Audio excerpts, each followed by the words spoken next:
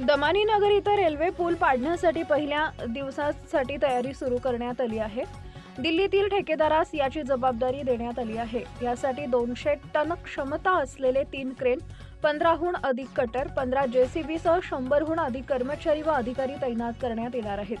पूल पाडकामासाठी 12 तासांचा कालावधी घेतला असून कमीत कमी वेळेत पूल पाडण्याचं नियोजन असल्याचं राष्ट्रीय महामार्ग विभागाकडून सांगण्यात आलंय. पुलास 3 ते 5 फुटाच्या अंतरावर कंटेनर कट करण्यात येणार आहे. यामध्ये जेवढं शक्य आहे त्या पद्धतीनं पुलाच्या वरील बाजूनं मलबा उचलण्यात येणार आहे. जो मलबा खाली पडणार आहे तो JCB व कर्मचाऱ्यांच्या मदतीनं तातडीनं हटवण्याचं नियोजन आहे. जे लोखंडी गर्डर आहेत ते क्रेनच्या बाजूनं उचलून बाजूला करण्यात येणार आहे. सर्वात कठीण काम लोखंडी गर्डर सुरक्षित पद्धतीनं काढण्याचं आहे. यासाठी सर्वाधिक वेळ जाणार आहे. दिल्लीचा ठेकेदार असून त्यांना पुलाचं पाडकाम करण्याचा 10 वर्षाचा अनुभव असल्याचं राष्ट्रीय महामार्ग विभागाकडून सांगण्यात आलं आहे.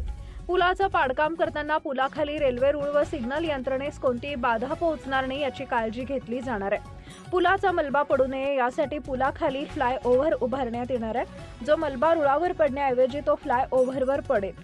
शिवाय रेल्वे सेवा सुरू राहण्यासाठी सिग्नल यंत्रणा सर्वात महत्त्वाची असल्यानं त्याचीही काळजी घेतली जाणार आहे.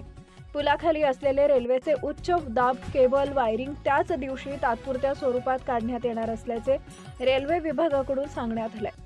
रेल्वे व राष्ट्रीय महामार्ग विभाग यांच्यात 9 महिन्यापासून पूल पाडकाम करण्याचं नियोजन सुरू आहे. यामध्ये पूल पाडकाम करताना येणाऱ्या अडचणी, रेल्वे सेवेवर व शहरातील वाहतुकीवर होणारा परिणाम यांचं नियोजन करण्यात आलंय. कमी रेल्वे गाड्या बाधित होतील यानुसार नियोजन करण्यात आलंय. पूल पाडकामासाठी सकाळी 8 वाजता सुरुवात होणार आहे.